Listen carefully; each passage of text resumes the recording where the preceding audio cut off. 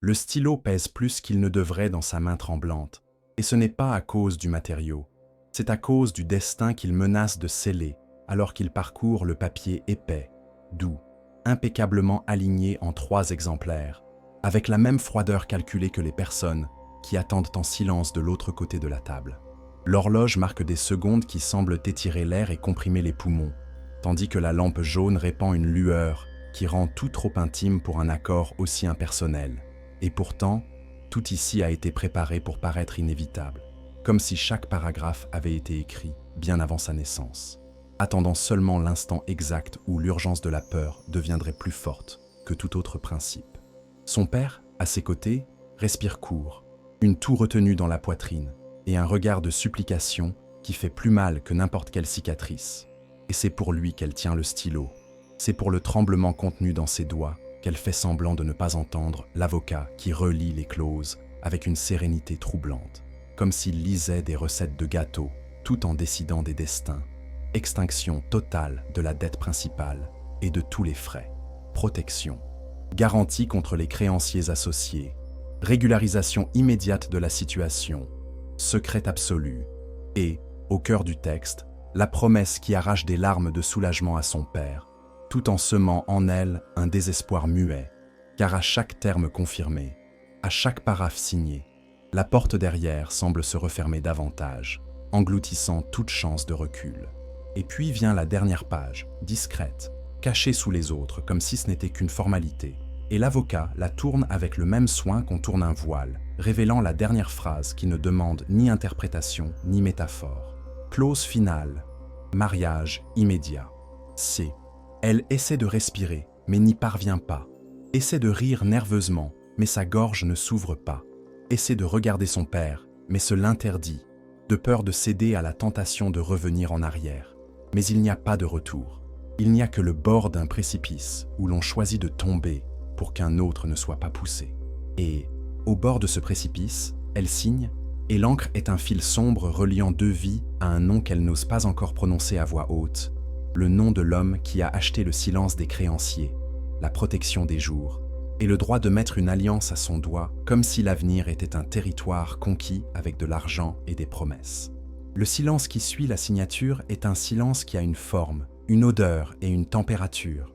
C'est le genre de silence qui précède une coupure, un verdict, une annonce, et il pèse sur ses épaules lorsque l'avocat rassemble les exemplaires avec un geste qui semble répété, comme s'il avait déjà rejoué cette scène des dizaines de fois dans d'autres pièces, avec d'autres personnes qui avaient elles aussi signé des choses qui changeraient qui elles étaient. Elle a l'impression que la pièce rétrécit, que le plafond descend de quelques centimètres, que les murs se rapprochent. Et cette impression n'est pas une illusion lorsque la porte s'ouvre et que 2 hommes entrent dans un silence absolu, impeccable, discret, leur regard ne s'attardant ni sur les vieilles photographies dans les cadres, ni sur la tasse oubliée, ni sur le portrait de son père souriant dans des jours meilleurs. Ils entrent pour signifier le passage d'un monde à un autre, et ils le font sans parole, simplement en se plaçant aux points exacts de la pièce, comme si tout avait déjà été mesuré à l'avance. Et puis, il apparaît, pas avec fracas, pas avec spectacle, mais avec une présence qui modifie la densité de l'air, rendant tout plus lent et plus lourd. Il n'a pas besoin d'élever la voix pour capter l'attention, n'a pas besoin de bouger les mains pour dicter l'atmosphère, n'a pas besoin de sourire pour paraître sûr de lui. Le chef de la mafia entre comme entre l'hiver, sans demander la permission, réarrangeant les priorités dans la poitrine de ceux qui respirent. Elle essaie de deviner en lui des traces de bonté, une lueur de chaleur, une imperfection qui pourrait lui faire croire que tout cela peut être moins dur qu'il n'y paraît. Mais ce qu'elle trouve est une beauté qui blesse, une froideur élégante et nette, un calme dangereux, et des yeux qui ne s'attardent pas sur son visage, mais enregistrent tout comme quelqu'un qui lit un dossier en quelques secondes, captant l'essentiel et rejetant le reste. Le père se lève en sursaut, cherche des mots qu'il ne trouve pas, et tout ce qu'il parvient à dire est un « merci » qui n'a pas sa place dans sa poitrine ni dans le contexte, un « merci » qui n'a pas de place à une table où la gratitude n'est qu'une autre forme de dette. Le chef incline simplement la tête, et ce geste minimal indique qu'il a entendu, qu'il a compris, et que l'affaire est close. Il ne négocie la gratitude de personne, il achète ce dont il a besoin, et garde le reçu. Ensuite, l'avocat pousse un petit écrin de velours au centre de la table, et le geste est si simple qu'il paraît innocent, mais elle comprend qu'il s'agit d'un rite, d'un sceau, d'une signature finale. Lorsque l'écrin s'ouvre, l'éclat contenu d'une bague apparaît plus comme une sentence que comme un bijou, et la pause qui s'ensuit est celle d'un autel sans témoin, d'un engagement sans bénédiction, d'une promesse faite sous le joug d'une dette qui n'est pas seulement financière. Elle pense à dire non, pense à crier non, pense à demander un peu de temps pour respirer, mais chaque pensée trébuche sur le visage fatigué de son père, sur le tremblement de ses doigts, sur la vieille culpabilité qu'elle porte pour avoir cru que la vie serait indulgente envers ceux qui aiment trop. La culpabilité se juge invisible avec un marteau à la main, décrète l'heure, et elle tend la main. Avant que la bague ne touche sa peau, le chef parle pour la première fois avec une voix basse, contrôlée, dénuée de toute émotion, et chaque syllabe apporte la clarté d'un contrat parlé. Loyauté absolue, discrétion permanente, sécurité en échange d'obéissance, protection en échange de confiance, pas de questions inutiles, pas d'absence non autorisée, pas de secret. Il n'y a pas de place pour les malentendus ni pour les ornements. C'est une carte réduite du nouveau territoire, avec des clôtures nettes et une plaque de propriété. Le mot « loyauté » martèle comme un synonyme sévère de liberté confisquée. Mais, paradoxalement, à cet instant, il résonne comme le seul pont reliant le père à la survie. Elle sent le métal froid sur son doigt, et ce contact est plus réel que la pièce, que la lampe, que la photographie, plus réel que toutes les promesses qu'elle s'était faites à elle-même. Cette bague ne pèse pas en carats, elle pèse en signification. C'est un cercle sans porte, et pourtant, elle y entre. Il y a une dignité silencieuse dans la façon dont elle redresse les épaules, dont elle retient ses larmes avant qu'elles ne coulent, dont elle choisit de ne pas faire de scandale, de ne pas supplier, de ne pas s'agenouiller. La force qu'elle trouve n'est pas la force romantique des histoires. C'est la force pratique de quelqu'un qui a appris que la survie exige des actes qui blessent, mais sauvent. Elle n'est pas amoureuse, et elle n'a pas besoin de l'être. Elle ne l'aime pas, et elle ne fait pas semblant de l'aimer. Elle sait qui il est, et il sait qui elle est, et ce pacte de lucidité construit une clarté dure mais respirable. Tant que son père retrouvera son souffle, tant que la maison pourra dormir sans sursaut, tant que les noms qui enterrent le téléphone cesseront d'insister, elle supportera les termes qu'elle a acceptés. Et, dans cette lucidité, le mafieux l'observe avec une sorte de respect silencieux.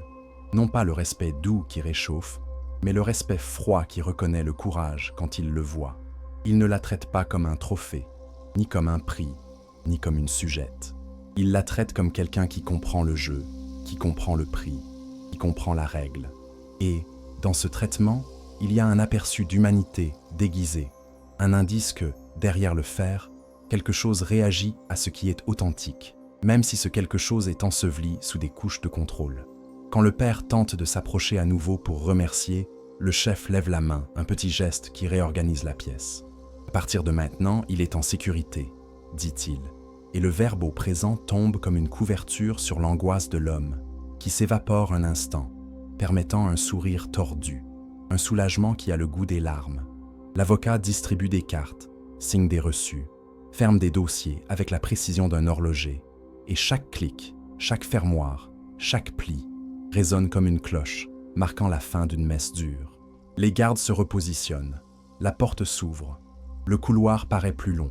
Elle se lève et découvre que ses jambes obéissent encore, que son corps lui appartient encore, que son esprit pense encore, et que, malgré tout, il reste une marge pour décider comment traverser sa propre histoire. En franchissant la porte, elle ne se retourne pas. Ce n'est pas de la lâcheté, c'est une technique. Celui qui fait ses adieux à ce qui ne peut plus être changé perd de la force dès le premier pas, et le premier pas est tout ce qu'elle a en main maintenant. Dans la voiture, la vitre teintée lui renvoie sa propre image, et elle se voit comme elle ne voudrait pas se voir. Une femme avec une bague au doigt, avec un père protégé à un prix élevé, avec un avenir pris en otage par une alliance qui n'est pas née d'une demande, mais d'un calcul. Les pneus glissent doucement sur l'asphalte, et le monde extérieur continue, indifférent, comme il l'est toujours quand la vie de quelqu'un change. Dans la mémoire encore fraîche, la phrase « mariage immédiat » insiste à se répéter avec la cruauté d'un refrain. Mais avec elle vient une autre phrase, tout aussi claire, qui n'a pas été prononcée, seulement devinée. Loyauté absolue. Elle ferme les yeux un instant et comprend qu'on ne lui a pas demandé d'amour, qu'on ne lui a pas promis de tendresse, qu'on ne lui a pas offert de compte. On lui a demandé de la loyauté et on lui a offert de la protection. C'est un troc ancien, sinistre, brutal, mais à ce moment précis, c'est le seul qui empêche les portes d'être enfoncées, les voix de s'élever et des punitions injustes de s'abattre sur celui qui ne peut plus supporter. Elle inspire profondément, compte jusqu'à 7, comme elle a appris à le faire pour ne pas pleurer, et ouvre les yeux. Il n'y a pas de poésie ici, mais il y a une décision. Elle respectera chaque terme, apprendra chaque règle, lira chaque expression de cet homme, étudiera chaque silence, et survivra à son propre choix. La maison où on la conduit est grande, propre, organisée par quelqu'un qui connaît les habitudes d'un roi du monde souterrain et les traduit en mobilier. Ligne droite, surface lisse, rien de superflu. L'excès ici est l'absence d'excès. Il y a des capteurs invisibles, des caméras qui ne s'affichent pas, des pas qui ne résonnent pas. Une gouvernante surgit avec la même discrétion que les gardes. Guide, montre, explique, récite un manuel d'horaire et d'autorisation avec une gentillesse qui ne demande pas de réciprocité. La chambre préparée pour elle n'est pas une chambre de compte, c'est une chambre de décision. Lit impeccable, rideaux lourds, un dressing silencieux, une salle de bain qui promet de soulager le corps, et aucun détail qui lui permette d'oublier où elle se trouve. Sur la table, un dossier plus petit, avec un téléphone neuf, un cahier sans ligne et un stylo qui, ironiquement, pèse moins que celui qu'elle avait utilisé quelques heures plus tôt. À l'intérieur du dossier, des instructions de contact, un plan interne des accès, une liste de noms qu'elle ne pourra jamais prononcer à voix haute et un rappel souligné « Pas de secret ». Ce n'est pas une menace écrite, c'est un code de vie commune et peut-être la plus difficile des exigences. Elle appuie son front contre la vitre de la fenêtre et tente d'entendre le son de sa propre vie en train de se réorganiser. Elle ne l'entend pas. Ce qu'elle perçoit à la place, c'est un calme artificiel qui fatigue, un silence qui exige, une paix qui n'est pas la sienne.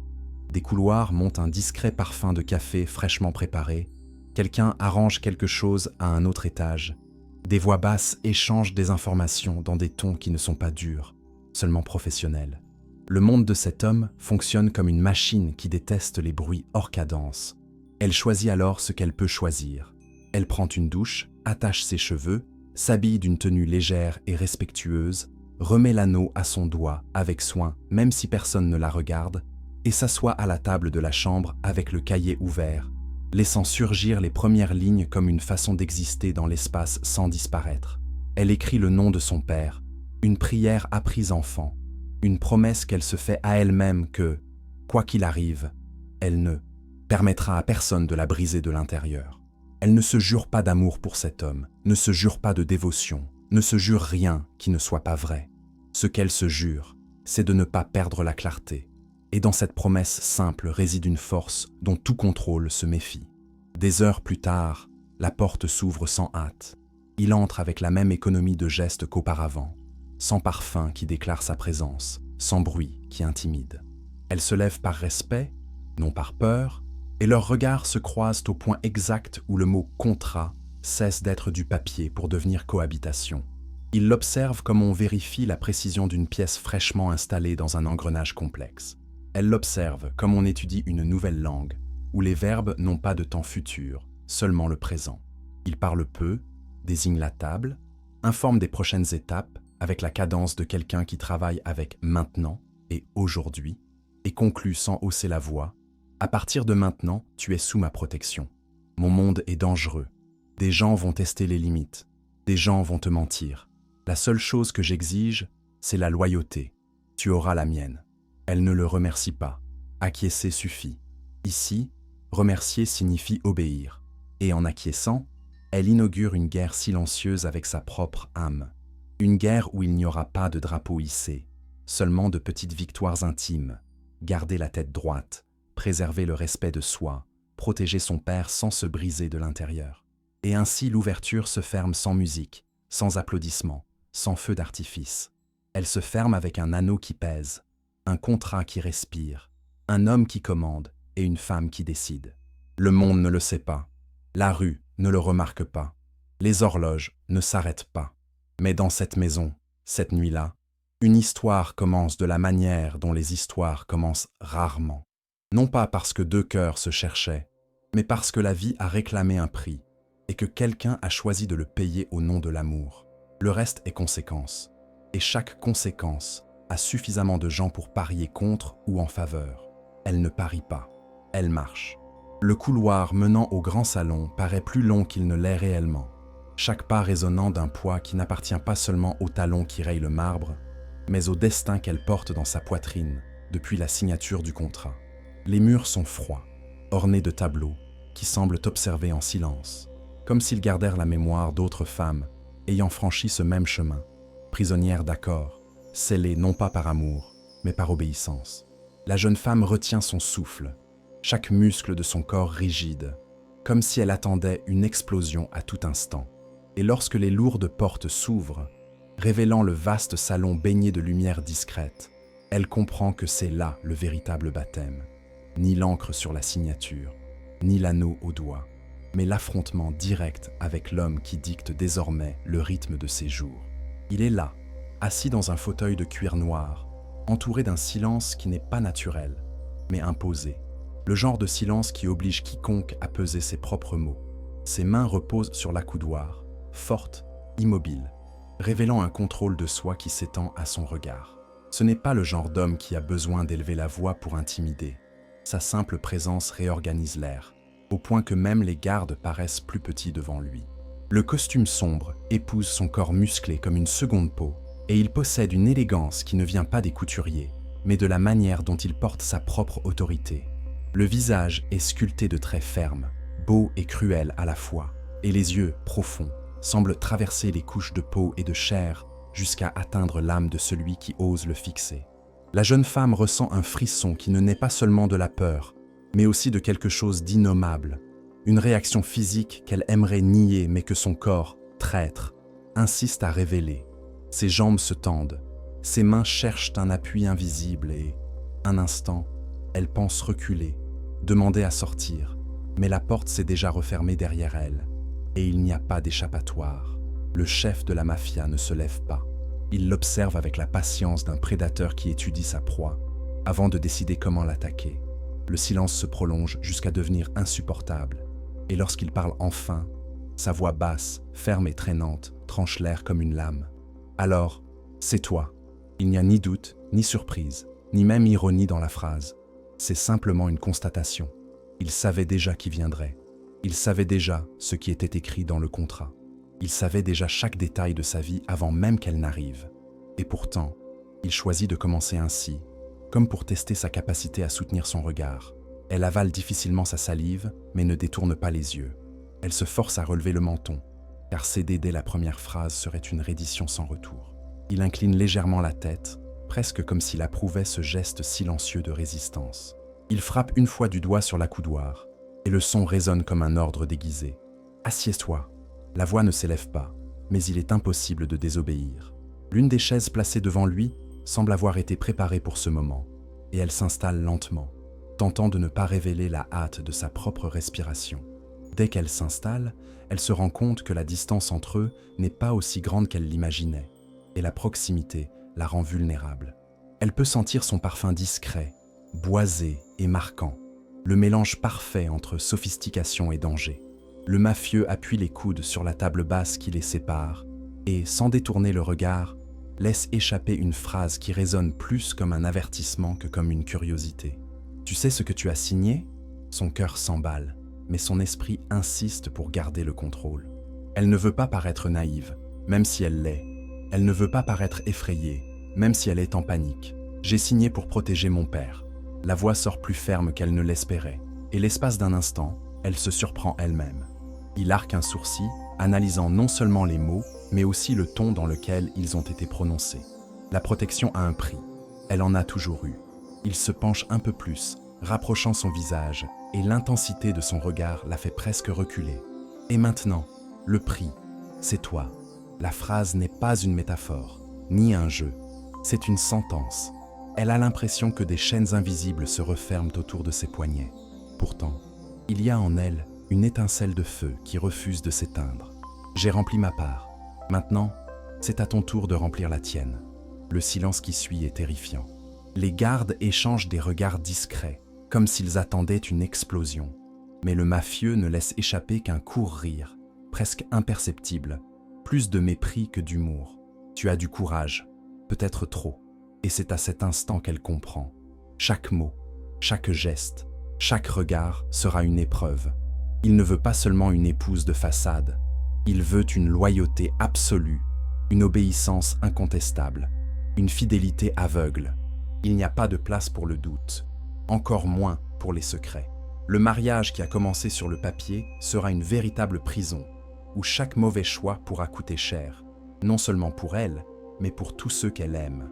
Le mafieux se renfonce de nouveau dans son fauteuil, croise les jambes et garde les yeux fixés sur elle, comme s'il enregistrait chaque détail, comme s'il commençait déjà à prévoir jusqu'où il pourrait la briser. À partir de maintenant, chacun de tes pas m'appartient. Chacun de tes mots m'intéresse, et chacun de tes silences aura un prix. Compris ? Elle hésite une seconde, mais elle sait que la seule réponse acceptable est oui. Même si son cœur crie non à l'intérieur, même si son âme implore la liberté, le contrat qu'elle a signé l'a déjà placée sous son emprise. J'ai compris.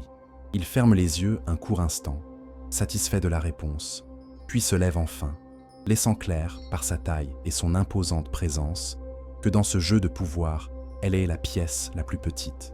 Il s'approche lentement, et lorsqu'il s'arrête devant elle, il tend la main, non pas en geste d'affection, mais de possession. Alors, à partir d'aujourd'hui, tu es ma femme. Le contact de sa main est ferme, froid, calculé. Il n'y a ni chaleur, ni tendresse, seulement un contrôle absolu. Et tandis qu'elle sent sa peau contre la sienne, elle réalise que ce n'est que le début d'une cohabitation marquée par la peur, la tension et la dangereuse possibilité que dans tant de ténèbres, le désir se transforme en quelque chose d'impossible à contenir. Le lendemain matin ne commence pas avec le soleil filtrant à travers les lourds rideaux de la chambre, ni avec le chant des oiseaux ou un quelconque son familier de la vie ordinaire. Il commence avec le bruit sec de la porte qui s'ouvre, sans que personne n'ait frappé auparavant, et avec la silhouette rigide de la gouvernante entrant, une chemise à la main. Le geste est formel, froid, et lorsqu'elle dépose l'objet sur la table, elle le fait comme on livre une sentence. La jeune femme est encore assise au bord du lit, les yeux fatigués par l'insomnie, et elle sent sa gorge s'assécher avant même de toucher ce qui a été déposé. La gouvernante n'explique rien, ne demande rien. Elle annonce seulement d'une voix qui mêle obéissance et révérence. Instruction du maître. Puis elle disparaît par le même couloir silencieux d'où elle était venue. Elle s'approche lentement, comme si chaque pas était un piège, et ouvre le dossier avec des mains tremblantes. À l'intérieur, elle trouve un ensemble de feuilles soigneusement organisées. Ce ne sont pas des mots aléatoires, ce sont des ordres, des règles claires, des limites définies, des lignes qui séparent ce qui peut être fait de ce qui ne doit jamais l'être. La première est courte, écrite en lettres fortes, sans espace pour l'ambiguïté. Loyauté absolue. L'impact est immédiat. Il ne s'agit pas d'une confiance gagnée avec le temps, mais d'une exigence imposée immédiatement. Il n'accepte pas le doute, ne tolère pas les questions. Les règles suivantes sont aussi cruelles que subtiles. Aucun contact externe non autorisé. Cela signifie couper tout lien avec le monde d'avant. Amis, collègues, voisins. Sa vie, déjà étroite, se résume désormais au mur du manoir et à sa figure. Pas de secret. Cette clause résonne comme une menace.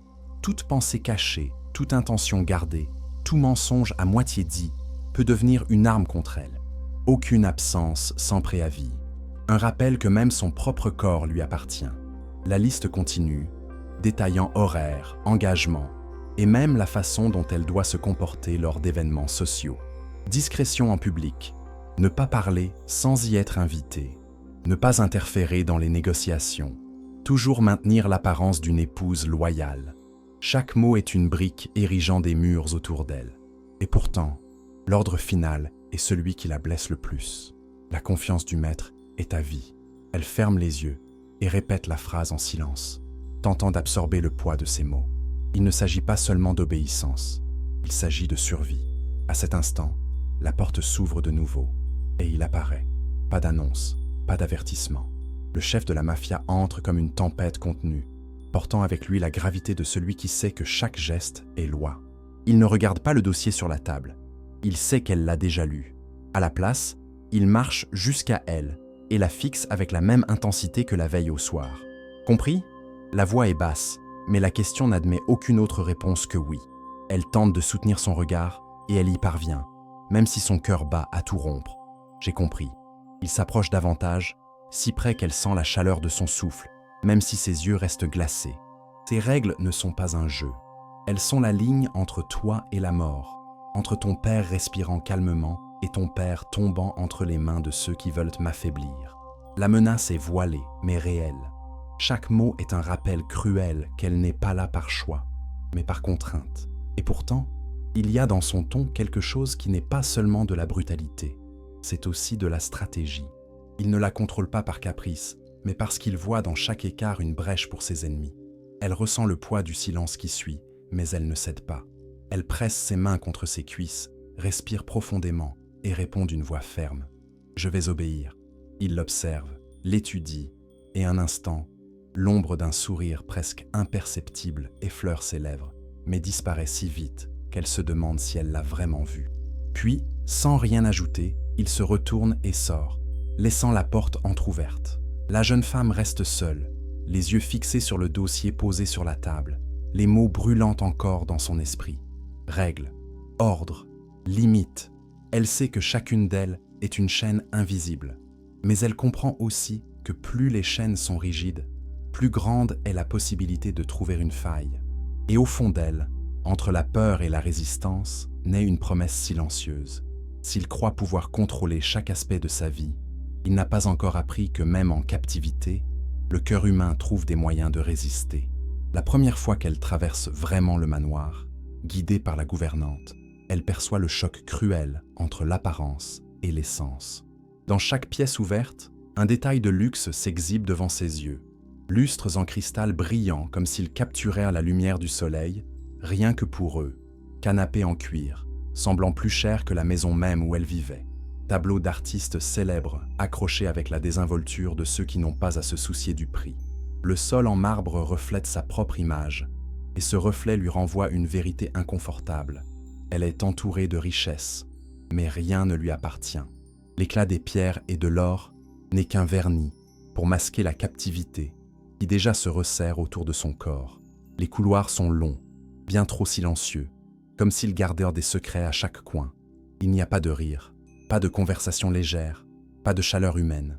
Tout semble répété, programmé, conçu pour intimider. La gouvernante marche devant, impeccable, parlant seulement de ce qui est nécessaire. Horaire des repas, règles de circulation, protocole de sécurité. Chaque mot est un rappel que sa vie est désormais contrôlée par des agendas qu'elle n'a pas choisis. La chambre où elle passe la nuit ressemble plus à un coffre-fort qu'à un foyer. Lit immense, drap de soie, lourds rideaux bloquant même la lumière naturelle, un dressing rempli de vêtements qu'elle n'aurait jamais achetés. Robes, chaussures, bijoux, tout soigneusement sélectionné pour transformer son image en reflet parfait de l'épouse d'un chef mafieux. Mais, en même temps, tout cela crie une absence. Il n'y a pas de choix. Elle touche les vêtements suspendus, sent le tissu glisser entre ses doigts, et chaque pièce semble choisie non pour plaire, mais pour enfermer. Couleurs sobres, coupes élégantes, motifs révélant discipline, non personnalité. Peu importe ce qu'elle porte, elle portera toujours la marque de lui appartenir. Et c'est cette contradiction qui l'étouffe. Le luxe qui devrait séduire devient une prison dorée. Il n'y a pas de joie à porter de la soie quand on ne peut pas décider de sa propre vie. Il n'y a pas de plaisir à marcher sur du marbre quand chaque pas est surveillé. Au premier repas, seul à une table pouvant accueillir 20 personnes, le silence pèse plus lourd que n'importe quelle faim. La nourriture est impeccable, plats raffinés, vins rares, desserts préparés avec art. Mais la saveur se perd car tout est imposé. Même manger paraît un acte répété, surveillé par des yeux qui ne sont pas là pour servir, mais pour observer. La fourchette pèse comme du fer, et chaque bouchée est avalée avec l'amertume de se sentir une poupée exposée. Le luxe ne nourrit pas, il oppresse.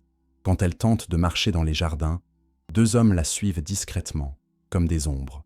Ils ne s'approchent pas, mais leur simple présence annonce que même l'air libre a des barreaux invisibles. Les fleurs, les arbres, la fontaine d'eau claire, Tout perd de sa couleur face à la certitude qu'elle ne sera jamais vraiment seule. Ses pas sont surveillés, son temps est chronométré. La liberté est une illusion conçue pour tromper la vue, et en elle grandit la sensation de vivre dans un théâtre. Le décor est de princesse, mais le scénario est de prisonnière. La nuit, allongée dans ce lit immense qui devrait être symbole de confort, la solitude est sa seule compagne. Pas de bruit de voisins, pas de voix familière, pas d'odeur de maison, seulement le silence lourd et constant, parfois brisé par les pas fermes des gardes qui patrouillent les couloirs. À chaque coup sur le sol, elle se rappelle que sa vie a été vendue en échange d'une promesse de protection. Et paradoxalement, plus le luxe l'entoure, plus elle se sent pauvre à l'intérieur. Une pauvreté qui ne se mesure pas en argent, mais en choix. Et c'est dans ce vide qu'elle perçoit le piège le plus cruel du contrat. Ce ne sont pas les murs, ce ne sont pas les gardes, ce ne sont pas les ordres qui l'emprisonnent le plus. C'est la tentation du confort. C'est réaliser que si elle cède, elle pourrait finir par confondre protection avec soin, luxe avec bonheur, contrôle avec amour. Voilà la véritable prison, la séduction d'un monde où tout semble parfait à l'extérieur, mais ronge de l'intérieur. Elle ferme les yeux et se promet à elle-même qu'elle ne se laissera pas façonner par l'éclat faux de cette maison. Elle résistera, même si personne ne le remarque, même si le monde entier croit qu'elle n'est qu'une épouse, de plus éblouie par le pouvoir. Au fond, elle seule sait que chaque pas qu'elle fait, chaque robe qu'elle porte, chaque plat qu'elle touche, n'est que survie. Et survivre dans cet endroit est le seul luxe qui compte vraiment. Le premier dîner à ses côtés ne ressemble en rien aux histoires que l'imaginaire romantique a l'habitude de créer. La table est beaucoup trop longue pour 2 personnes, et la distance entre eux, bien que réduite par l'espace physique, paraît infinie. Il est assis en bout de table, posture droite, regard ferme, comme un roi qui gouverne non seulement la maison, mais aussi tout l'air qui y circule, le silence et la musique de la nuit. Seul le tintement des couverts contre la porcelaine et le doux crépitement de la cheminée brisent l'atmosphère dense. Elle sent chaque fibre de son corps en alerte, comme si, à tout moment, elle pouvait commettre une erreur coûteuse. Pourtant, quelque chose en elle insiste à soutenir son regard. Lui, de son côté, mâche lentement, observe en silence et, sans effort, la rend mal à l'aise. Il n'a pas besoin d'élever la voix ni d'ordonner quoi que ce soit. Le pouvoir réside dans sa présence.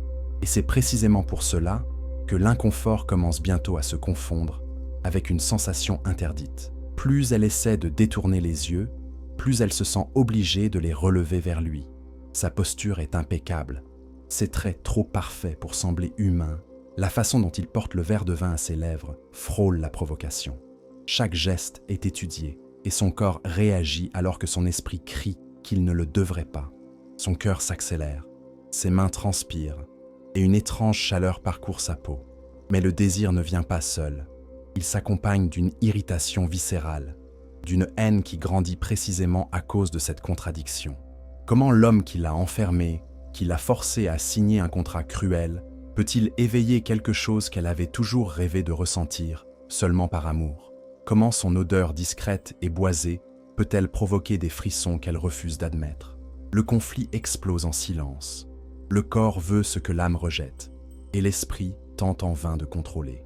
Il le remarque, impossible de ne pas le remarquer. Ses yeux se plissent, comme pour déchiffrer chaque réaction, comme si le courage qu'elle met à soutenir son regard n'était qu'un test de plus. « Tu es mal à l'aise » demande-t-il, d'une voix basse, lente, traînant les mots, comme s'il savait exactement l'effet qu'ils produisent. Elle pince les lèvres, refuse d'avouer, et répond avec fermeté « Non ». Mais le ton ferme ne masque pas le tremblement de sa respiration.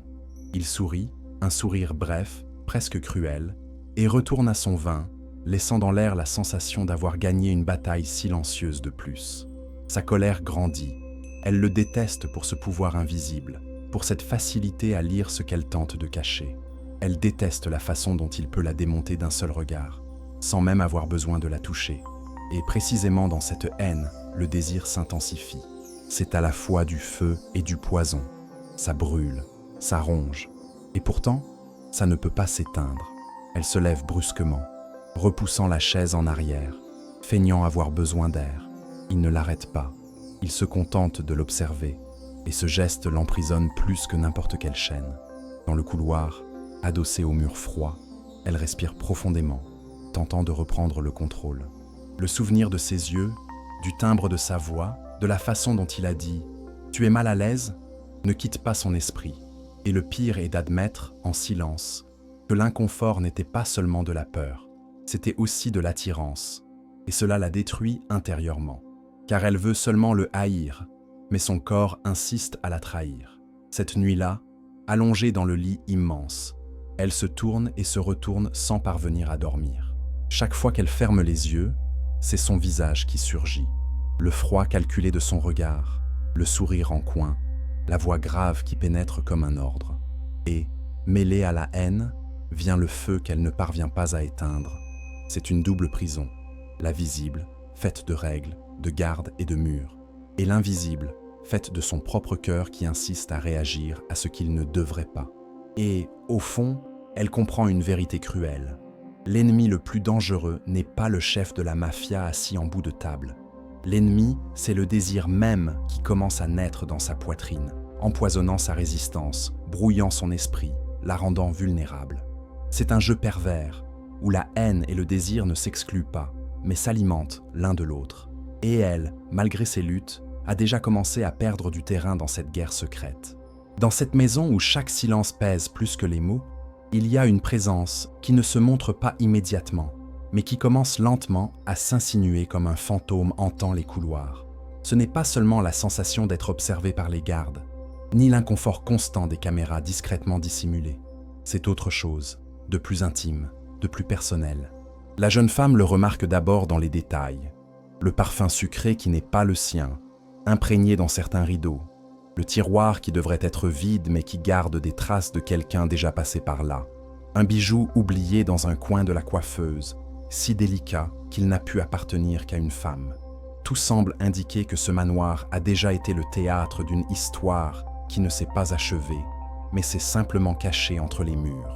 L'inconfort grandit lorsque, lors d'un dîner officiel avec des invités du monde obscur de ses affaires, elle remarque des regards subtils, des commentaires murmurés et des sourires empoisonnés. Certains la désignent comme « la nouvelle épouse », mais pas comme on célèbre une union, plutôt comme on commente le remplacement d'une pièce dans un jeu plus vaste. Il y a des insinuations voilées, des phrases qui flottent dans l'air. Est-ce qu'elle sait? Est-ce qu'elle tiendra? Ce n'est pas la première. Son cœur se serre, et la haine silencieuse contre cet homme grandit, car il n'explique rien, ne révèle rien. Il la laisse simplement là, exposée, comme s'il voulait la tester, face à l'ombre d'une autre femme. La première fois qu'elle la voit vraiment, ce n'est pas dans une rencontre officielle, mais dans une apparition presque spectrale. Elle marche dans le jardin, essayant de profiter de quelques minutes d'air libre, quand elle perçoit une silhouette au loin, immobile, sous l'ombre d'un arbre. Grande, élégante, une robe sombre moulant le corps à la perfection. Le visage n'est pas net à distance, mais les yeux, même de loin, brillent de défi. Pas besoin de mots, la simple posture de cette femme transmet la souveraineté. Ce n'est pas une visiteuse quelconque, ce n'est pas quelqu'un arrivé par hasard. C'est quelqu'un qui appartient à cette maison d'une manière que la nouvelle venue ne peut comprendre. Quand elle essaie de s'approcher, la silhouette bouge lentement et disparaît par le couloir latéral, comme si elle s'était dissoute dans l'air même. Les questions explosent dans son esprit, mais il n'y a personne vers qui se tourner. Si elle osait demander à son mari, elle saurait que la réponse serait le silence ou la menace. Si elle s'adressait à la gouvernante, elle ne recevrait que des regards froids. Elle garde donc son malaise en elle. Mais celui-ci grandit encore, lorsqu'à son retour dans la chambre, elle trouve une boîte posée sur le lit. À l'intérieur, une robe de soie rouge, enveloppée d'un billet écrit à la main, d'une calligraphie impeccable. C'était à moi. Porte-la avec précaution. Le choc est dévastateur. La preuve que cette femme n'est pas seulement un souvenir, mais une présence réelle, toujours vivante dans la maison et, d'une certaine façon, encore liée à l'homme qui devrait être son époux. Le billet n'est pas seulement une provocation, c'est un avertissement, une déclaration de guerre silencieuse. La jeune femme sent la colère pulser, mais aussi la peur de comprendre qu'il existe une rivale invisible, quelqu'un qui ne se montre pas officiellement, mais qui manipule déjà le jeu depuis l'ombre. Cette femme est plus qu'une ex. Elle est quelqu'un qui se considère comme la véritable épouse, la propriétaire légitime de cet espace, et qui maintenant la voit comme une intruse. Cette nuit-là, lorsque le mafieux entre dans sa chambre, elle ne supporte pas le silence étouffant. « Qui est-elle » demande-t-elle, la voix ferme, même si sa poitrine bat de désespoir. Il s'arrête au milieu de la chambre, ses yeux s'assombrissent, et la tension monte comme une tempête prête à éclater. Mais il ne répond pas. Il s'approche simplement, prend le billet de sa main, le froisse lentement et le jette dans la cheminée allumée. Le feu consume les mots, et il dit seulement, d'une voix basse, implacable, « Ne la mentionne plus jamais. » Le message est clair. Son passé est interdit, et toute tentative d'y toucher est une violation des règles qu'il a lui-même imposées. Mais, ironiquement, son silence confirme tout. Elle existe, elle est proche, et surtout, elle demeure une menace. Allongée dans le lit après son départ, la jeune femme sent son cœur s'alourdir encore plus. Le contrat, les règles, la prison invisible ne suffisaient pas. Il y a maintenant aussi le fantôme d'une femme qui semble prête à la détruire. Et le plus cruel est de comprendre que ce fantôme n'est pas seulement fait de souvenirs. Il respire, marche et observe. Et peut-être est-il la clé pour faire s'effondrer tout ce qui reste d'équilibre dans cette maison. Les jours qui suivent cette apparition silencieuse apportent à la jeune femme une nouvelle couche de méfiance. Elle avait déjà accepté la prison dorée, les gardes invisibles et les règles étouffantes. Mais il y a maintenant une ombre qui la poursuit, la certitude que quelqu'un, en dehors de son mari, l'observe avec des intentions cachées. Chaque recoin de la maison semble dissimuler des yeux. Chaque couloir semble murmurer des secrets. La présence de la fiancée secrète n'est pas seulement une menace émotionnelle, c'est un poison qui s'infiltre lentement par les fissures, contaminant tout ce qu'il touche. Elle le remarque dans le détail des portes entr'ouvertes, alors qu'elle était certaine de les avoir fermées, dans les objets déplacés de quelques centimètres, dans l'écho discret de pas lorsqu'elle se lève la nuit pour chercher un verre d'eau. Rien là-bas ne lui appartient vraiment, ni l'espace, ni le silence, ni même ses pensées. C'est dans cette atmosphère dense que quelque chose de plus grave commence à se révéler. Un jour, en passant devant la salle de réunion, elle entend des voix étouffées derrière la porte entr'ouverte. Son cœur s'emballe, mais la curiosité est plus forte que la peur. Elle se cache, retenant sa respiration, et écoute le dialogue entre deux hommes qu'elle reconnaît des dîners précédents, des hommes de confiance de son mari. L'usurier a fait exactement ce qu'elle lui a dit l'un. Il n'a rien remis en question, il a juste suivi l'ordre. Il n'a même pas compris qu'il n'était qu'une marionnette. Le mot « usurier » est un poignard dans sa poitrine. C'était lui qui avait menacé son père. C'était à cause de lui qu'elle avait signé le contrat. Mais qui pouvait être elle? Son esprit relie immédiatement les points. L'ombre féminine, la rivale invisible, la véritable architecte de la ruine. Le choc est si intense qu'elle recule et manque de laisser échapper un gémissement. Elle se couvre la bouche avec les mains pour n'émettre aucun son et, à pas silencieux, s'éloigne de là avant qu'il ne remarque sa présence. Le monde tourne dans son esprit. Ce n'était pas le hasard, ni la malchance, ni seulement une dette. Son père avait été manipulé, poussé dans l'abîme volontairement, afin qu'elle soit contrainte de signer. Le contrat n'avait jamais été qu'un simple document. C'était un piège méticuleusement construit. De retour dans sa chambre, les mains encore tremblantes, elle cherche désespérément des preuves. Elle fouille les tiroirs, ouvre des dossiers cachés, va jusqu'à examiner le carnet de notes qu'on lui avait donné avec des ordres. Et parmi des papiers apparemment banals, elle découvre un détail troublant, une copie du contrat, mais avec des annotations marginales faites à l'encre rouge, des commentaires courts, des symboles étranges et un nom répété sur plusieurs pages, le nom de l'usurier qui avait détruit la vie de son père. Ce qui l'effraie le plus, cependant, c'est de voir, dans un coin, une écriture féminine, la même que sur le billet laissé avec la robe rouge. Terminé. Son estomac se retourne. La preuve est devant ses yeux. La dette n'était pas une simple coïncidence. Tout avait été orchestré par la fiancée secrète, qui avait utilisé l'usurier comme marionnette pour pousser son père au désespoir et, ainsi, forcer la fille à tomber dans le piège. C'était un double jeu, et son mari n'en semblait rien savoir. Son pouvoir, si absolu dans cette maison, avait été manipulé par quelqu'un qui jouait depuis l'ombre. Le poids de la découverte la terrasse presque, mais en même temps réveille en elle quelque chose qu'elle n'avait jamais ressenti auparavant, le besoin de se battre. Si auparavant survivre était son seul objectif, une nouvelle force surgit maintenant, la rage. La haine n'est pas seulement pour le mari qui l'a enfermée, mais pour la femme qui a osé utiliser son père comme un pion jetable dans un échiquier de vengeance. Elle respire profondément, referme le dossier et remet tout en place, mais son esprit n'est déjà plus le même. La jeune femme innocente et résignée commence à céder la place à quelqu'un qui observe, calcule, analyse. Dans les nuits qui suivent, elle feint d'être plus soumise, plus silencieuse, plus obéissante. Elle accepte les vêtements, les horaires, les dîners interminables. Mais, derrière ses yeux baissés, elle reste toujours en alerte. Chaque regard échangé entre les hommes de main, chaque geste de la gouvernante, chaque silence de son mari devient une piste à interpréter. Et, peu à peu, elle apprend à déchiffrer l'environnement où elle vit, comme si c'était un champ de mines. Ce qui autrefois était une prison devient maintenant un laboratoire d'espionnage. Au plus profond d'elle-même, une promesse naît. Elle ne sera pas seulement victime de la conspiration.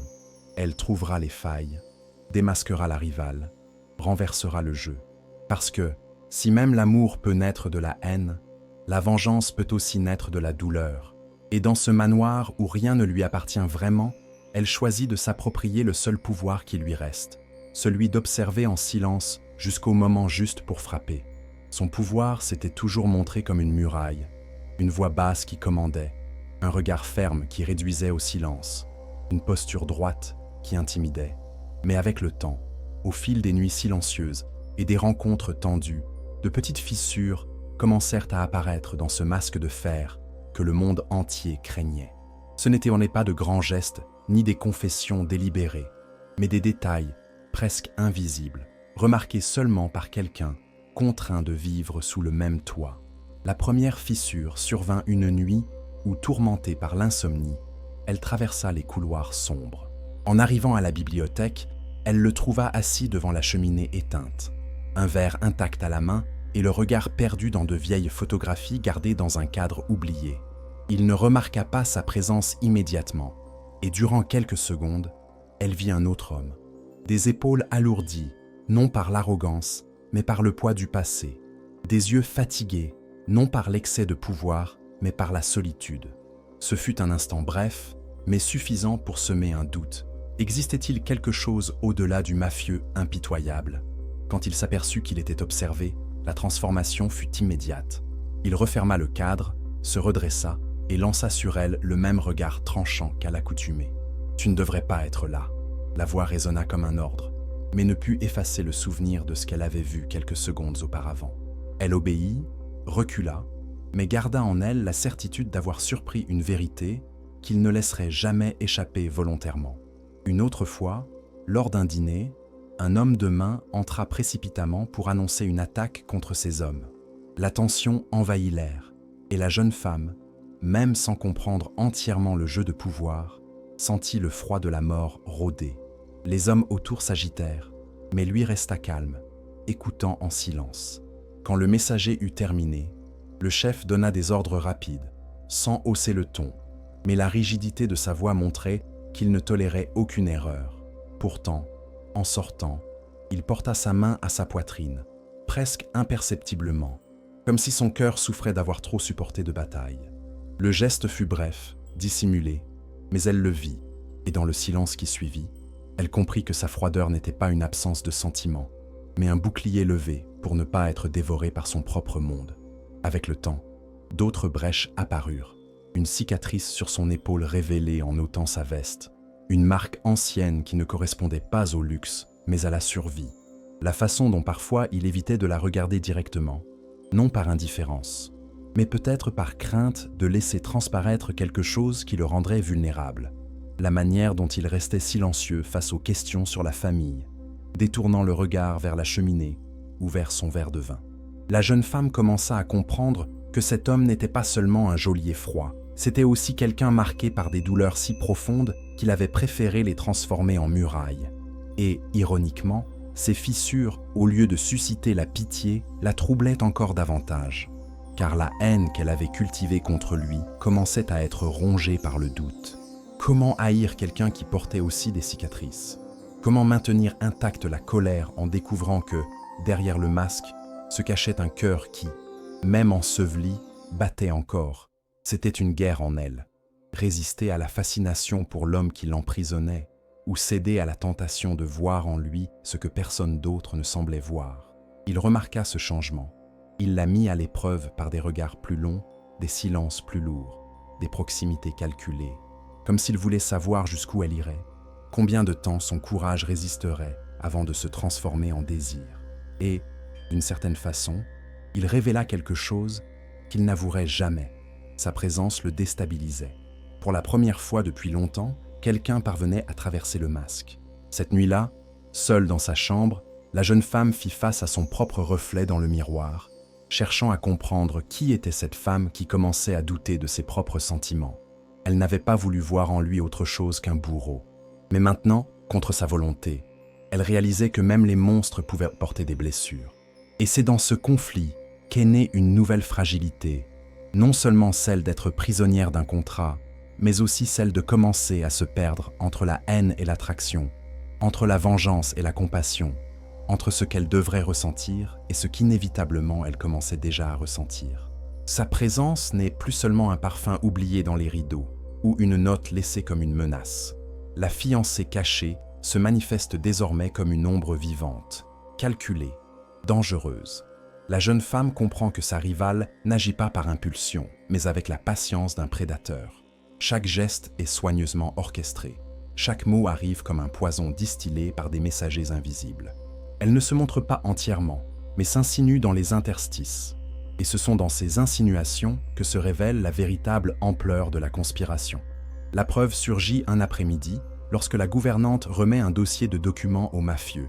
Il n'est pas à la maison, et la jeune femme, seule dans le salon, remarque une feuille tombée. En la ramassant, elle voit le symbole discret au bas de page. Un sceau rouge gravé avec les initiales de la femme mystérieuse. Le choc est immédiat. Le document décrit des instructions sur des mouvements financiers et des noms d'hommes entourant son père. Ce n'est pas une simple coïncidence. Ce n'est pas seulement de la persécution. C'est un jeu dans lequel la fiancée cachée a utilisé l'usurier comme pion et le père comme appât. Le contrat de mariage n'a jamais été seulement un accord de protection. C'était le point culminant d'une vengeance personnelle. La jeune femme a le souffle coupé. Tout s'éclaire désormais. Les regards ironiques au dîner, les phrases chuchotées, la sensation d'être une intruse dans un territoire qui n'avait jamais été le sien. La rivale n'est pas seulement une femme abandonnée, c'est la véritable fiancée promise du chef de la mafia, quelqu'un qui croyait être l'unique propriétaire de ce trône de pouvoir et qui se cache maintenant dans l'ombre pour détruire l'usurpatrice qui a osé prendre sa place. Mais ce qui blesse le plus, c'est de comprendre qu'elle n'a pas seulement été victime du contrat, elle a été jouée comme une pièce sur un échiquier dressé par cette femme. Les nuits deviennent plus tendues. Elle ressent les pas de la rivale sans la voir, perçoit son influence dans les regards de certains gardes, dans les chuchotements des domestiques, dans les interruptions soudaines de conversation quand elle entre dans le salon. C'est comme si tout le monde savait, sauf elle. Comme si cette femme était présente dans chaque recoin, façonnant les événements avec des mains invisibles. Et de plus en plus, la jeune femme comprend qu'elle ne lutte pas seulement contre son mari et ses règles étouffantes, mais dans une bataille plus grande contre une ennemie qui n'épargne aucun effort pour la détruire. Le conflit s'aggrave lorsqu'au cours d'une réunion, elle voit le mafieux perdre le contrôle un instant. Un message arrive, remis par un messager anonyme, et en lisant la note, il serre les poings. Son regard se durcit, et l'espace d'une seconde, le masque qu'elle commençait à connaître se transforme en pure fureur. Le papier, froissé entre ses doigts, ne porte qu'une phrase. « Le trône n'est pas à toi, il est à moi ». Il n'explique rien, ne révèle rien, mais la tension dans l'air est si dense que la jeune femme comprend. Cette femme n'est pas seulement une ombre du passé. C'est une menace vivante, prête à tout prendre, quel qu'en soit le prix. Cette nuit-là, allongée sans parvenir à dormir, elle comprend qu'elle est au centre d'une guerre silencieuse. Elle n'est pas seulement une épouse contractuelle. Elle n'est pas seulement une otage de règles cruelles. Elle est le point faible de l'homme le plus redouté. La rivale a découvert le seul point vulnérable du mafieux, l'épouse qu'il croyait contrôler.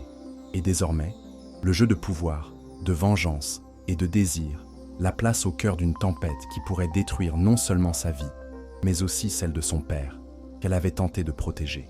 Elle ferme les yeux et se promet de ne pas être une pièce jetable de plus. Si la fiancée cachée veut la guerre, Elle aura la guerre. Et pour la première fois, elle commence à penser à quelque chose de dangereux, utiliser les propres armes de sa rivale contre elle. Ce qui n'était autrefois que survie commence à se transformer en stratégie.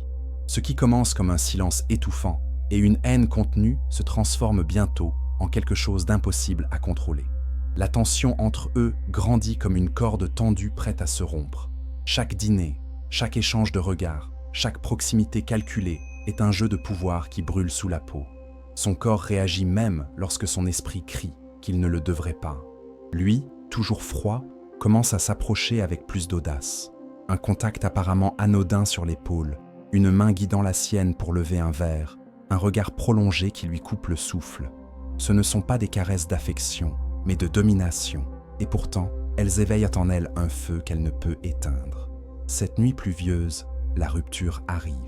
Ils sont seuls dans la bibliothèque, lui révisant des documents, elle essayant de se concentrer sur un livre qu'elle ne lit pas vraiment. Le bruit de la pluie contre les vitres amplifie le silence. Soudain, il referme le dossier avec force, lève les yeux et la fixe comme si rien d'autre au monde n'existait. L'intensité de ce regard la fige. Lorsqu'il se lève et avance lentement vers elle, chaque pas résonne dans sa poitrine. Et lorsqu'il s'arrête enfin devant elle, il ne dit rien. Il lui saisit simplement le visage, fermement, comme s'il lui était impossible de la laisser s'échapper. Le baiser qui suit n'est pas doux, pas romantique, il est possessif, dévorant, une collision de rage, de désir et de pouvoir. Elle résiste un instant, le repousse, mais son corps trahit son esprit. La chaleur qui explose dans ce contact est foudroyante. La haine qu'elle ressent se mêle au désir qu'elle ne peut contrôler. Le baiser devient une bataille, chacun essayant de dominer l'autre, chaque geste chargé à la fois de défi et de reddition. Lorsqu'ils se séparent enfin, haletant, ses yeux brûlent de rage et de honte. « Je te hais », murmure-t-elle. Il sourit, un sourire froid, mais cette fois non cruel, et répond « Haïs-moi autant que tu veux. Ton corps a déjà répondu. » La phrase la déchire. Comment peut-elle permettre cela? Comment peut-elle ressentir du plaisir au contact de l'homme qui l'a emprisonnée? Son esprit supplie de le rejeter, mais le souvenir du baiser continue de brûler. Cette même nuit, allongée dans son lit, ses lèvres palpitent encore, et la haine se confond à nouveau avec le désir. Elle comprend, horrifiée, qu'elle est piégée dans un piège encore plus dangereux. Non seulement le contrat, non seulement la surveillance, mais l'attraction qui grandit à chaque confrontation. Et comme si ce tourment ne suffisait pas, le fantôme de la fiancée cachée revient s'insinuer. Dans les couloirs, la jeune femme trouve une rose rouge laissée sur la table de la salle à manger, accompagnée d'un autre billet. Tu pourras avoir son corps, mais tu n'auras jamais son âme. Le message est un pur poison, et cette fois, la jeune femme ne ressent pas seulement de la peur, elle ressent de la colère. Colère d'être utilisée comme un jouet, d'être provoquée dans sa propre prison. Colère de réaliser que sa rivale observe chaque pas, chaque geste, jusqu'aux moments intimes qui devraient rester secrets. Son cœur entre en guerre, entre la haine pour l'homme qui l'a forcé à signer le contrat et le désir qui l'éveille sans effort, entre la répulsion pour la prison et la tentation de céder au feu qui grandit à chaque rencontre, entre l'humiliation imposée par la rivale et l'envie de riposter avec la même intensité. Ce qui n'était auparavant que survie devient maintenant un champ de mines d'émotions, où chaque faux pas peut détruire non seulement sa dignité, mais aussi sa raison. Au fond, cependant, naît une pensée dangereuse. Si même le désir peut naître de la haine, peut-être que la vengeance aussi peut naître de la passion. Et c'est sur ce fil ténu, cet abîme entre trahison et abandon, qu'elle commence à marcher, tout en sachant qu'un seul faux pas pourrait tout lui coûter. Ce qui n'était autrefois que des soupçons, commence maintenant à se matérialiser en preuves, et chaque détail découvert par la jeune femme devient une lame tranchant ce qui restait encore d'innocence en elle. Un après-midi silencieux, alors qu'elle parcourt les couloirs en quête d'air, elle remarque que la porte du bureau du mafieux est restée entr'ouverte. L'instinct lui dit de reculer, mais quelque chose de plus fort la pousse à entrer. L'odeur de cuir et de fumée flotte encore dans l'air, et sur le bureau, une pile de dossiers ouverts trahit la précipitation avec laquelle il est parti. Son cœur s'emballe, mais ses yeux sont attirés vers les papiers comme par des aimants. Parmi les comptes, contrats et rapports, une petite enveloppe attire son attention. En l'ouvrant, elle trouve des reçus de paiement adressés à l'usurier qui avait ruiné son père. Mais le détail le plus cruel est le tampon rouge dans le coin des documents, marqué des initiales qu'elle reconnaît déjà, celles de la fiancée cachée. Le monde semble tourner autour d'elle. Ce n'était pas le hasard qui avait détruit son père. Ce n'était pas de simples dettes. Tout avait été orchestré. L'usurier n'était qu'une marionnette manipulée par cette femme tapie dans l'ombre.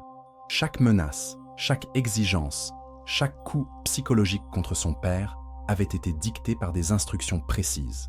L'objectif n'avait jamais été seulement l'argent, la véritable cible. C'était elle. La forcer à signer, la jeter dans les bras de l'homme que sa rivale voulait détruire de l'intérieur. Le contrat de mariage n'était pas seulement un piège, c'était un appât dans une guerre qu'elle ignorait totalement. Les mains tremblantes, elle continue à fouiller dans le dossier et trouve un billet court, écrit de la même calligraphie impeccable qu'elle connaît déjà.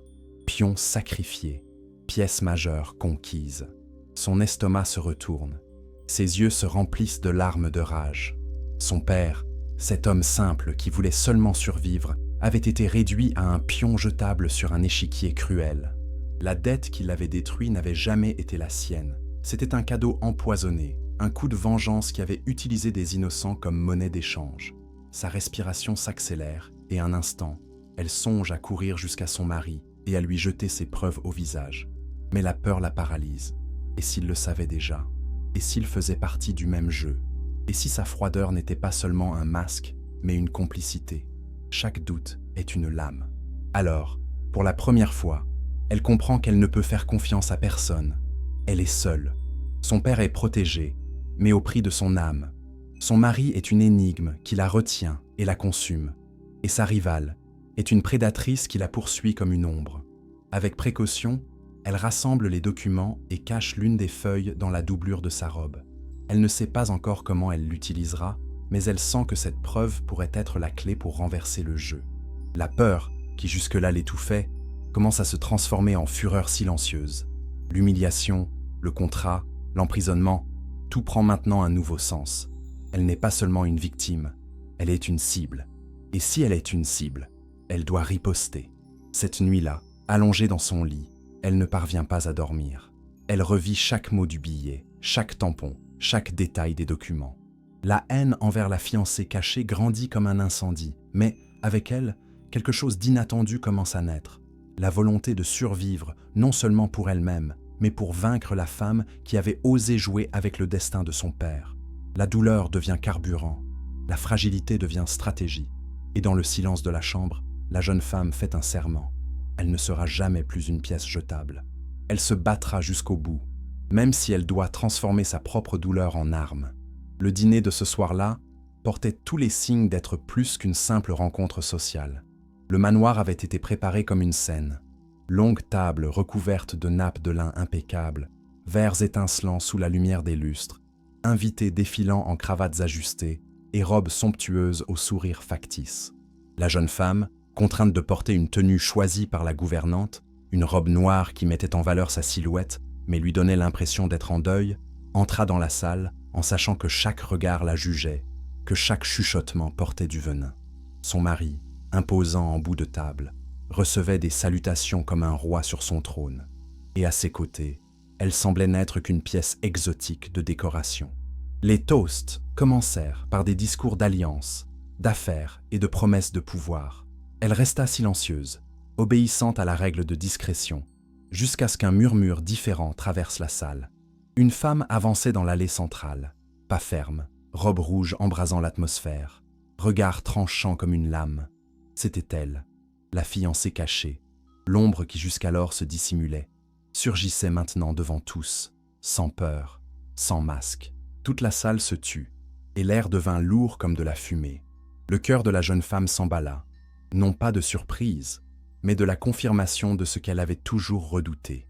La rivale existait, elle était réelle, et elle venait pour détruire.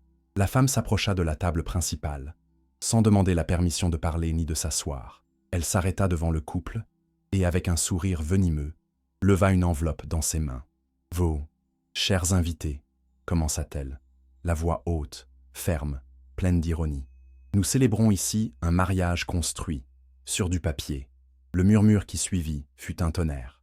Elle ouvrit l'enveloppe et sortit une copie du contrat. l'exhibant comme un trophée. Un contrat froid, signé en échange de dettes. Non pas un mariage d'amour, mais d'obligation. Voici la preuve. Tous les regards se tournèrent vers la jeune femme. Elle eut l'impression que le sol disparaissait sous ses pieds. Son visage brûlait, son sang résonnait dans ses oreilles. Le murmure de réprobation se répandit comme un incendie. Certains riaient à voix basse, d'autres la regardaient avec mépris, et même les alliés les plus proches de son mari murmuraient entre eux. L'humiliation était totale. Elle se retrouvait nue devant tous, dépouillée de toute dignité, réduite à une femme qui s'était vendue en échange de la vie de son père. Le mafieux, cependant, resta immobile. Son regard ne vacilla pas, il ne la défendit pas, mais il ne l'accusa pas non plus. C'était son silence qui la tuait, car à cet instant, plus que les mots de la rivale, c'était l'absence de réaction de son mari qui la fit se sentir terriblement seule. La fiancée cachée s'en aperçut et poussa encore plus loin. « Regardez bien, messieurs, cette jeune femme n'est pas une épouse par amour, elle n'est qu'une clause, un contrat de loyauté acheté de force. Comment faire confiance à quelqu'un comme ça ? Comment faire confiance à celle qui se laisse acheter comme une monnaie d'échange ?» Le coup final arriva lorsque la femme se pencha sur la table, la fixant droit dans les yeux. « Dis-moi, ma chère, comment ça fait d'être seulement un morceau de papier signé ?» Toute la salle éclata de rires contenus et de regards cruels. La jeune femme tenta de répondre, mais les mots moururent dans sa gorge. L'humiliation brûlait si profondément que toute réponse n'aurait été qu'un motif supplémentaire de moquerie. Elle ravala ses larmes, redressa le menton, mais ses yeux embués trahissaient la douleur. Quand la fiancée cachée se retira, satisfaite de son carnage, le silence revint. Le mafieux leva simplement son verre et porta un toast, comme si rien ne s'était passé. Ce geste froid, plus que n'importe quel mot, la déchira. La salle reprit ses conversations, mais son image était déjà détruite. Le contrat, autrefois secret, était désormais une moquerie publique. Et à cet instant, la jeune femme comprit que survivre ne suffisait plus. Elle devait riposter. L'humiliation publique ne fut pas la fin. Ce fut la naissance de quelque chose de nouveau en elle. Une flamme de vengeance, calculée, froide, brûlant aussi fort que la haine qu'elle éprouvait pour sa rivale. Si autrefois, elle avait accepté le rôle de prisonnière, maintenant, elle jurait qu'elle utiliserait cette même scène pour se venger. Elle ne pleurerait pas devant eux, elle ne supplierait pas. Elle attendrait simplement le bon moment pour transformer la honte en arme. Car une femme humiliée peut être dangereuse, mais une femme déterminée à se venger est inarrêtable. Cette nuit-là s'acheva avec l'amertume de la défaite. Allongée sur le lit immense, encore vêtue de la robe noire collée à son corps et le maquillage taché par des larmes retenues, elle sentait chaque souvenir du dîner peser sur sa peau comme une lame. La scène de la fiancée cachée brandissant le contrat devant tous, les rires étouffés des invités, l'indifférence cruelle de son mari qui n'avait pas bougé d'un pouce pour la défendre. Tout revenait comme une torture répétée dans son esprit. Pour la première fois depuis qu'elle avait signé le contrat, elle ne se sentait pas seulement prisonnière, elle se sentait brisée, réduite à rien, un jouet exposé aux yeux du monde. Mais des décombres naquit la fureur. Les larmes qui autrefois n'étaient que douleur se transformaient maintenant en essence pour le feu de la vengeance. L'humiliation publique ne l'avait pas complètement détruite. Au contraire, elle avait ouvert un espace pour un côté d'elle qu'elle n'aurait jamais imaginé. Tandis que son corps brûlait encore de honte, son cœur se mit à battre autrement, plus fort, plus froid, plus résolu. Il ne suffisait plus de survivre. Il fallait désormais attaquer. Le lendemain matin, en se regardant dans le miroir, elle ne reconnut pas son reflet. Les yeux autrefois soumis brillaient d'une lueur nouvelle. Les mains autrefois tremblantes étaient fermes. La respiration autrefois courte devenait profonde, calculée. C'était comme si la femme naïve qui avait signé le contrat était morte cette nuit-là, remplacée par quelqu'un prêt à utiliser sa propre douleur comme arme. Elle n'était plus seulement une victime. Elle devenait une prédatrice silencieuse. Les premiers pas furent subtils. Elle commença à observer avec plus d'attention chaque geste de la gouvernante, chaque échange de regards entre les gardes, chaque conversation interrompue lorsqu'elle entrait dans une pièce. Le manoir, autrefois prison, devenait maintenant un échiquier. Chaque recoin recelait des secrets, et elle se consacra à les cartographier avec la patience de celle qui prépare une embuscade. Les documents cachés, les notes de la fiancée cachée, les billets venimeux, tout était indice. Et, telle une tisserande silencieuse, elle commença à relier les fils. Sa haine envers son mari changea aussi de forme. Ce n'était plus seulement de la peur ou du dégoût. C'était une stratégie. Elle comprenait qu'elle ne pouvait pas l'affronter de front, mais elle pouvait apprendre à utiliser sa propre force contre lui. Si autrefois sa froideur l'écrasait, désormais elle serait étudiée comme une faiblesse, car derrière chaque ordre, chaque règle, chaque regard implacable, il y avait un homme entouré d'ennemis, et peut-être plus vulnérable qu'il n'y paraissait. Et la jeune femme le savait. Une fois la faille trouvée, elle pourrait transformer son masque en ruine. Pourtant, c'était la fiancée cachée qui battait comme véritable cible. Cette femme, qui l'avait exposée devant tous avec un sourire cruel, devait payer. Il ne suffirait pas de la confronter. Il faudrait la détruire sur la même scène, avec la même intensité. La vengeance devrait être publique, calculée, dévastatrice. La jeune femme se promit de faire goûter à sa rivale son propre poison. Seule dans sa chambre, elle écrivit dans le carnet vierge qu'on lui avait donné le premier jour. « Je ne serai plus un pion, je serai la joueuse. » L'écriture tremblante fit place à des lettres fermes, chaque trait imprégné de fureur. Et cette nuit-là, au lieu de pleurer, elle s'endormit avec le calme de celle qui a déjà choisi un nouveau chemin, celui de la vengeance. La chute l'avait exposée, l'humiliation l'avait blessée. Mais la fureur née de l'abîme devenait désormais sa plus grande force. Pour la première fois, elle n'avait pas seulement peur, elle avait un but. Et ce but la rendrait impossible à arrêter. Le contrat, autrefois symbole de pouvoir absolu et de prison dorée, commence à perdre sa force lorsque la vérité se révèle dans toute sa cruauté. Ce qui paraissait inébranlable, une alliance forcée, signée en échange de la vie de son père, se révèle n'être qu'un papier, un mensonge soutenu par manipulation et secret. La jeune femme, désormais alimentée par la fureur que l'humiliation avait éveillée, trouve la pièce finale du puzzle une nuit en fouillant les archives de la bibliothèque. Elle découvre une seconde version du contrat, cette fois falsifiée. Les clauses ne concordent pas, les délais ont été manipulés. Et pire encore, la signature de son père apparaît contrefaite dans les documents annexes qui avaient servi de base à la validation de toute la négociation. Le choc est profond, mais non destructeur. Au contraire, il est libérateur. Le contrat n'a jamais eu de réelle validité. Le mariage immédiat n'était rien d'autre qu'une arme psychologique, un théâtre soigneusement mis en scène pour la briser, pour l'enfermer dans la culpabilité. Et celle qui tirait les ficelles n'était pas seulement son mari, mais surtout la fiancée cachée, qui avait orchestré chaque détail pour que le poids de la dette repose sur elle. Son père, en réalité, n'était pas seulement victime d'un usurier cruel, mais otage d'une conspiration qui avait utilisé sa fragilité comme appât. La jeune femme tremble en tenant ces pages, mais ce tremblement n'est pas de peur. Il est de rage et surtout de libération. Ce qui l'avait retenu jusque-là n'était ni la loi, ni l'honneur, ni le pouvoir. C'était le mensonge. Et un mensonge, une fois dévoilé, n'a plus de force. Elle comprend, à cet instant, qu'elle ne doit rien. Elle n'appartient à personne. L'anneau à son doigt ne symbolise rien d'autre qu'un jeu sale.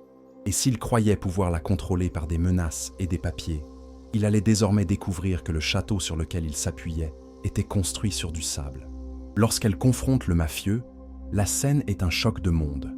Elle entre dans la salle de réunion, les documents en main, et le fixe avec une fermeté qu'elle n'avait jamais osé montrer auparavant. Ce contrat ne vaut rien, ce n'est qu'une fraude.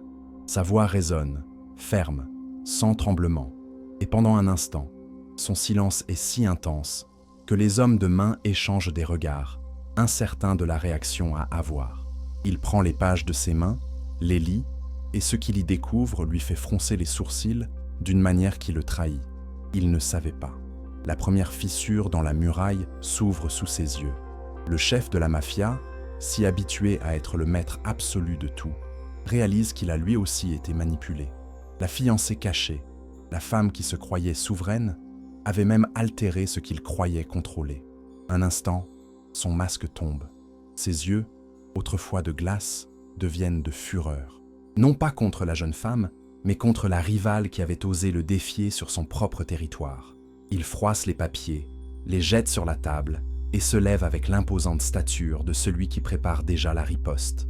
Mais pour elle, la guerre qu'il mènera ensuite importe peu. Ce qui compte, c'est la victoire silencieuse qu'elle remporte à cet instant. La vérité l'a libérée. Le contrat n'est plus une chaîne, n'est plus une prison, n'est plus une sentence. Elle peut rester sous le même toit, peut rester à ses côtés, mais la différence est brutale. Elle sait désormais qu'elle n'est liée à rien. Et cette conscience est une arme. Dans le silence de sa chambre, en retirant l'anneau et en le posant sur la table, elle ressent le poids de la liberté nouvellement découverte. Elle n'est pas totale, pas encore sûre, mais suffisante pour lui permettre de respirer à nouveau. Elle sait qu'il y aura encore la guerre. Elle sait que la rivale ne reculera pas. Elle sait que son mari n'acceptera jamais de perdre le contrôle. Mais, pour la première fois depuis le début, elle n'est plus otage. Elle est une pièce active, une joueuse. Et la partie ne fait que commencer. La chute de la fiancée cachée ne se fit pas dans le silence. Elle fut retentissante, comme l'effondrement d'un empire bâti sur des secrets. La jeune femme, désormais consciente que le contrat n'avait jamais eu de valeur réelle, prépara sa vengeance avec la même précision que celle avec laquelle elle avait été humiliée. Si autrefois elle supportait en silence, désormais elle parlait quand il le fallait. Si autrefois elle acceptait la position de prisonnière, désormais elle se dressait devant lui avec la fermeté de celle qui brandit la vérité comme un bouclier. Dans le grand salon, devant les mêmes qui s'étaient moqués d'elle et l'avaient méprisée, elle présenta les preuves: contrat falsifié, signature contrefaite, manipulation orchestrée par la rivale. Le poids des documents, la clarté des mots et le courage de les exposer transformèrent les rires en silence absolu. Le masque de la fiancée cachée tomba, et avec lui, toute la farce qui soutenait sa souveraineté. Le mafieux, jusqu'alors maître de fer, se leva de la tête de la table comme un roi trahi sur son propre trône.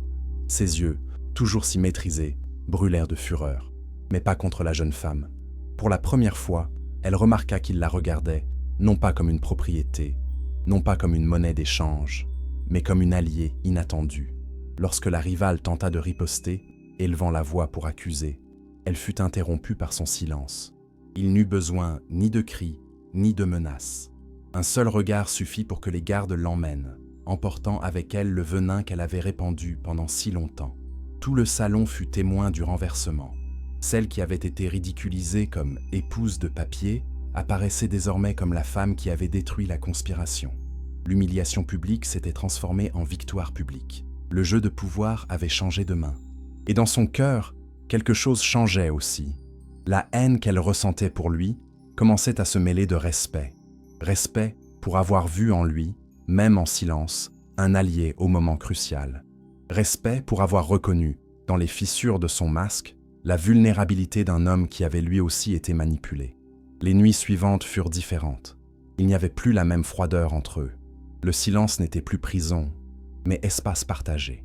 Il la regardait avec de nouveaux yeux, non plus comme une pièce nécessitant discipline, mais comme quelqu'un qui, contre toute attente, avait résisté et triomphé. Et elle, bien que toujours blessée, ne pouvait plus nier la vérité. Il y avait en lui plus que du pouvoir. Il y avait des cicatrices qui le rendaient humain. Et dans ces cicatrices, elle commença à voir une vérité cruelle. Elle aimait l'homme qu'elle avait haï. Le désir, autrefois conflit, devenait désormais abandon. Le toucher qui autrefois semblait domination, avait désormais le poids de la complicité. Le baiser, autrefois bataille, était maintenant refuge. Il n'y avait plus de contrat, ni de clauses, ni de chaînes invisibles. Ce qui existait entre eux était quelque chose qu'aucun papier ne pouvait écrire. Ce qui était né dans le feu de la douleur avait grandi dans la glace de la haine et avait fleuri dans la flamme de la vengeance, se transformait maintenant en amour inévitable. La dernière nuit, dans le même salon où elle avait été humiliée, elle entra à ses côtés, non pas comme prisonnière, mais comme partenaire. Les invités, en silence, observèrent sans oser questionner. L'anneau retourna à son doigt, mais désormais, non pas comme symbole de possession. C'était un choix de rester, choix de partager, choix d'aimer. Il n'eut pas besoin de beaucoup de mots. Il prit simplement sa main devant tous, et dans ce geste simple, ils scellèrent ce qu'aucun contrat ne pouvait dicter. Un amour né non pas du papier, mais de la vérité. La jeune femme, autrefois otage, était désormais souveraine d'elle-même. Et lui, autrefois roi solitaire entouré d'ennemis, avait maintenant à ses côtés la seule personne capable d'affronter ses ombres. De la haine à l'amour, de la prison à la liberté, de l'humiliation à la victoire, l'histoire ne se terminait pas par un contrat brisé, mais par un amour inévitable, qui avait grandi dans le seul endroit où personne n'y croyait, au fond d'un cœur marqué par la douleur.